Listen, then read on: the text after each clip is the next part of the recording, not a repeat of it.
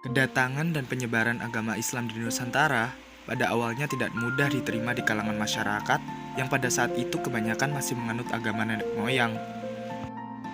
Di tanah Jawa, para pendakwah yang menyebarkan agama Islam pada saat itu dikenal sebagai Wali Songo. Menurut sejarah, para penyebar agama Islam di Nusantara datang dengan cara berdagang. Salah satu tokoh Wali Songo yang mempunyai peran penting dalam penyebaran agama Islam di tanah Jawa adalah Raden Ali Rahmatullah atau dikenal sebagai Sunan Ampel. Sunan Ampel diberi gelar sesuai dengan tempat penyebarannya, yaitu di daerah Ampel Denta, Surabaya.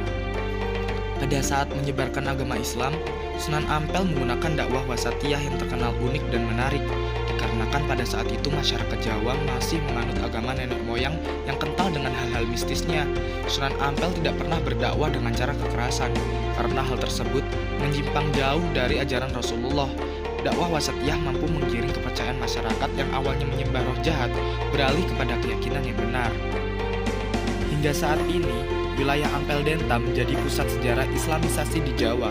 Peninggalan-peninggalan Sunan Ampel, terutama kompleks pemakaman dan juga Masjid Ampel Denta, telah menjadi cagar budaya yang harus tetap dijaga dan dilestarikan. Di sekitar makam Sunan Ampel, terdapat arsitektur bangunan yang merupakan akulturasi antara Islam dan Hindu Jawa. Akulturasi ini terjadi karena kontak sosial yang terjadi antara dua masyarakat yang mempunyai kebudayaan yang berbeda dan mendapatkan respon secara terus-menerus, sehingga menghasilkan budaya yang dapat diterima oleh masyarakat tanpa meninggalkan budaya lamanya. Di area Masjid Sunan Ampel memiliki 5 buah gapura. 5 gapura tersebut sering diartikan oleh masyarakat sekitar sebagai 5 rukun Islam. Kelima gapura tersebut terdapat ornamen Surya Majapahit atau lambang kejayaan Majapahit.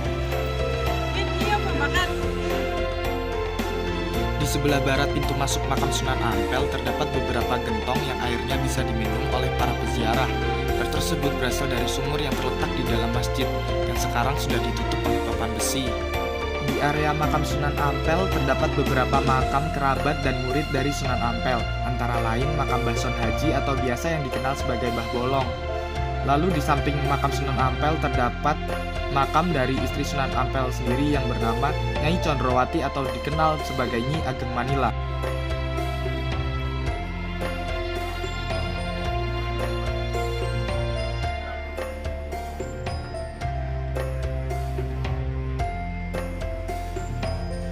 Di sebelah barat area makam Sunan Ampel terdapat makam yang bertuliskan Nyi Roro Kinjeng yang merupakan putri dari Ki Tumenggung Bupati Pasuruan.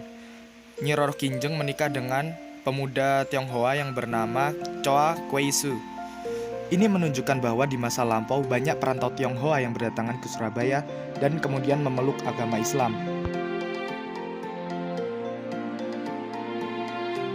Tidak hanya etnis Tionghoa, di kawasan Ampel terdapat etnis Arab yang dikarenakan pada zaman dulu kawasan Ampel dekat dengan Sungai Pagirian dan Kalimas. Dikarenakan pada zaman dulu, sungai merupakan pusat jalur perdagangan, sehingga banyak warga negara asing yang masuk dan menetap di wilayah Ampel. Perpaduan yang terjadi di kawasan Ampel telah bergerak menyeluruh ke segala bidang.